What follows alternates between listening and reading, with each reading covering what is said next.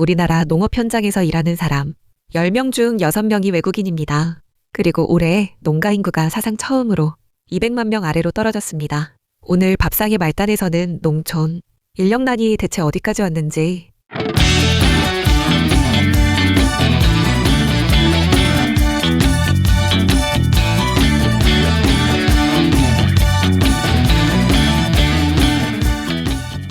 정부가 내놓은 대책은 현장에서 통하고 있는지, 그리고 이 문제가 결국 우리 농업의 미래에 어떤 의미인지를 짚어보겠습니다. 먼저 숫자부터 보겠습니다.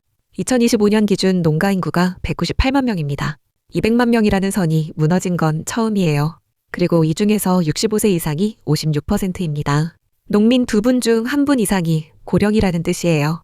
2026년에는 농가 호수가 96만 3천여 호로 줄어들 전망이고 농림어업 취업자 수도 138만 명 정도로 계속 감소하고 있습니다. 숫자가 줄어드는 건 알고 있었지만 이 정도 속도면 농사 지을 사람이 없어지는 게 아니라 이미 없어지고 있는 겁니다. 청년농 상황은 더 심각합니다. 2000년 이후 전국적으로 청년 농업인이 58%나 줄었습니다. 지금 남아있는 청년농 경영자가 1만 2천여 명인데 이분들의 평균 경작 면적이 논 0.88헥타르, 밭 0.67헥타르입니다. 쉽게 말하면 논이 약 2,700평, 밭이 약 2,000평 정도예요. 이 규모로는 사람을 고용하기도 어렵고 기계를 사기도 부담되고 소득을 안정시키기도 쉽지 않습니다. 실제로 청년농의 절반 이상인 52%가 고용 없이 혼자서 농사를 짓고 있어요. 이런 상황이니 외국인 노동력에 기댈 수밖에 없는 겁니다. 농업 고용 인력의 약 64%가 외국인이고 2026년 상반기에만 농업 분야 외국인 노동자 10만 2천 명이 들어올 예정입니다. 역대 최대 규모예요. 그런데 여기서 중요한 건 이게 일시적인 현상이 아니라 구조적으로 굳어지고 있다는 점입니다. 농식품신유통연구원이 뽑은 2026년 유통 이슈에서 산지 인력 부족이 2위를 차지했어요. 1위가 기후변화고 3위가 소비 감소인데 공급 쪽에서 사람이 없고 수요 쪽에서 소비가 줄고 거기에 기후까지 불안정하니 3중으로 압박을 받고 있는 겁니다. 혹시 이거 아셨어요? 외국인 노동력 의존이 심한 건 우리나라만의 문제가 아닙니다. 유럽은 농업 노동자 4명 중 1명이 이주민이고 최소 240만 명의 이주 노동자가 농업 현장에서 일하고 있습니다. 미국도 작물 농장 노동자의 42%가 합법적 취업 권한이 없는 상태에서 일하고 있어요. 일본은 아예 외국인 고용 제도를 근본적으로 뜯어고쳐서 2029년까지 80만 5천 명을 농업 포함 17개 분야에 도입할 계획입니다. 고령화된 사회에서 농업 인력이 부족해지는 건 전 세계적인 현상이에요. 다만 문제는 이 의존 구조가 깊어질수록 인건비는 올라가고 행정 부담은 커지고 계절마다 사람 구하기가 불안정해진다는 겁니다. 유럽에서는 이주 농업 노동자가 44도 폭염 속에서 물도 못 마시고 일하다 사망한 사례까지 있었습니다. 외국인 노동력에 기대는 건 현실이지만 그것만으로는 지속 가능하지 않다는 것도 현실입니다. 그래서 정부가 내놓은 대안 중 하나가 공동영농입니다. 쉽게 말하면 마을의 여러 농가가 각자 짓던 땅을 하나의 법인에 모아서 함께 경영하는 방식이에요. 정부는 이런 공동영농법인을 2030년까지 100개소 육성하겠다는 목표를 세웠습니다. 실제로 성공한 사례가 있습니다. 경북 문경의 늘봄 영농조합법인은 마을 80여 농가가 33만 평의 논을 법인에 맡겼어요. 법인은 벼 대신 감자, 양파, 콩으로 작부체계를 바꿔서 이모작을 했습니다. 결과가 어땠냐면 각자 벼농사 지을 때 80농가 합쳐서 8억 원이던 소득이 공동영농 후에 24억 원을 넘었습니다. 3배예요. 경북 봉화제산지구도 마찬가지입니다. 26농가가 시설 재배로 수박 따고 방울토마토를 이모작하니까 노지 수박만 할 때보다 소득이 3배 가까이 올랐어요. 6농가는 매출 10억 원을 넘겼습니다.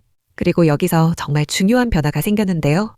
이 지구에 5명의 젊은 승계농이 들어왔습니다. 한 농가에서는 아들이 가업을 잇겠다고 돌아왔고 3년 만에 마을에 아기가 2명 태어났다고 해요.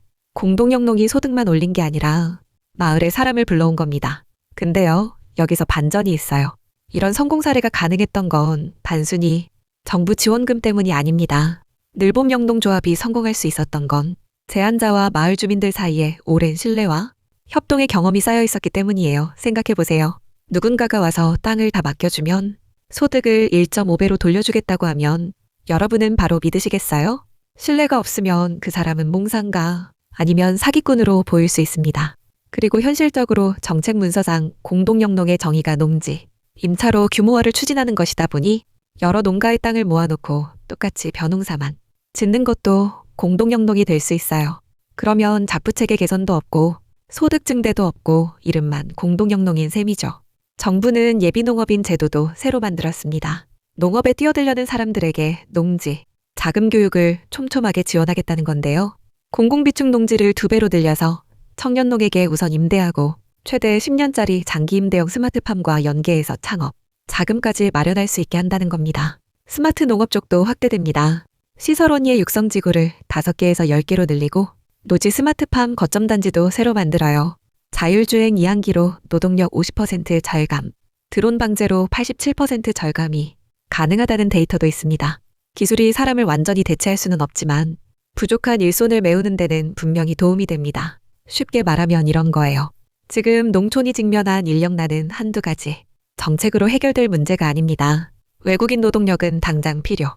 하지만 그것만으로는 불안정하고 공동영농은 효과가 입증됐지만 신뢰라는 토양이 없으면 뿌리를 내리기 어렵고 스마트 농업은 미래를 바꿀 수 있지만 영세, 농가가 초기 투자를 감당하기 쉽지 않습니다.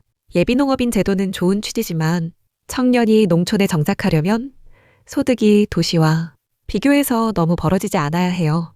2026년 호당 농가소득 전망이 약 5,330만 원인데 이 중 농업소득은 1,074만 원에 불과합니다. 나머지는 농해소득과 이전소득으로 채우는 구조예요.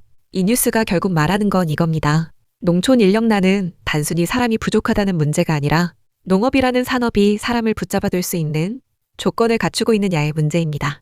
소득이 되고 미래가 보이고 혼자가 아니라 함께할 수 있는 구조가 만들어져야 사람이 옵니다. 봉화 재산지구에서 아기가 태어난 건 정부 보조금 때문이 아니라 그 마을에서 농사가 돈이 되기 시작했기 때문이에요. 지금 이 시간에도 올해 농사를 준비하고 계신 분들이 계십니다.